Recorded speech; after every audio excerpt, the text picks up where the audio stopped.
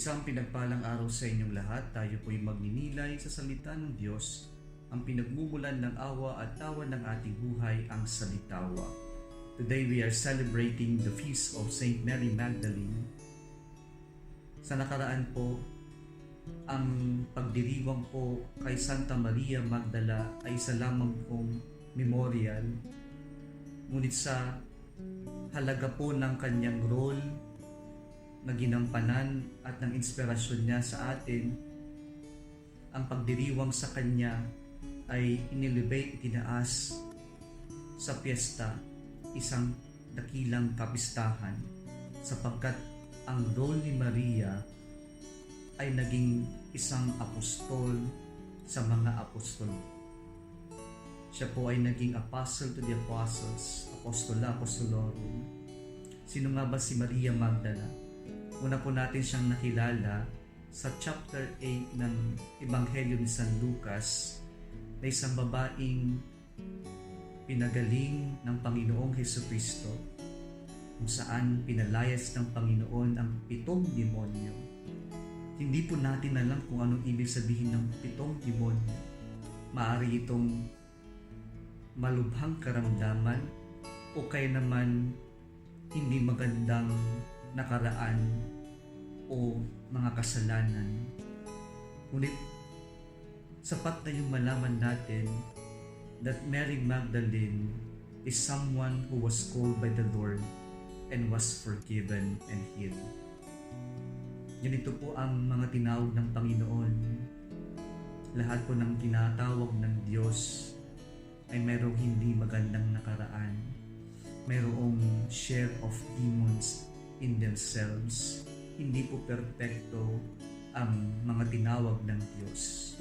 Pero lahat ng mga tinawag ng Diyos ay may kahinaan, may karupukan. Pero sa kanilang karupukan at kahinaan, mas nanaig ang awa at pagpapala ng Diyos. Kaya nga po sa salitang tawag ay nandoon ang nasa gitna ang salitang awa. Tinawag si Maria ng dahil sa awa ng Diyos. Simula po noong napatawad si Maria Magdala, hindi na po niya iniwan ng Panginoon.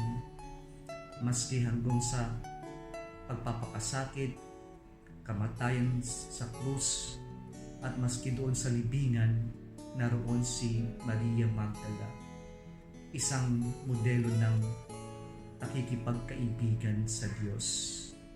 Ang tunay na kaibigan ay hindi nang iiwan. In good times and in bad, nariyan ang tunay na kaibigan.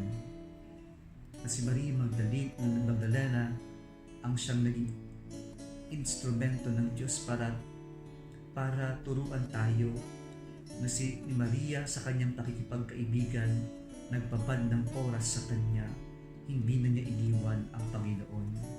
Kaya nga po ang salitang kaibigan, naroon ang salitang sa gitna ang salitang ibig.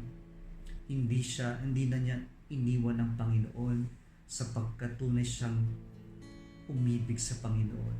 Mary Magdalene is a friend of God because she is a lover of the Lord.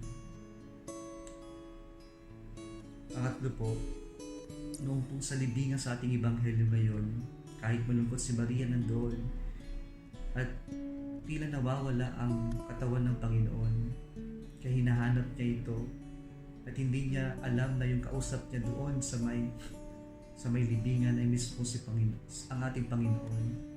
At kanya lamang po na-recognize ito kung tawagin siya sa kanyang pangalan. At doon sa libingan, kahit na tumatangis, natagpuan niya ang Panginoon.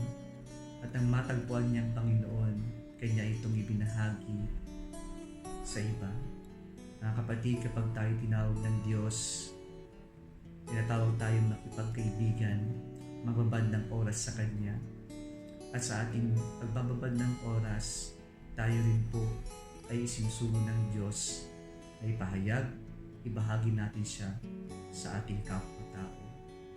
Kung nagustuhan mo ang video na ito, huwag kalimutang mag-like, i-share at mag-subscribe sa Salitawa Facebook page and YouTube channel. Isang pinagpalang araw sa inyong lahat.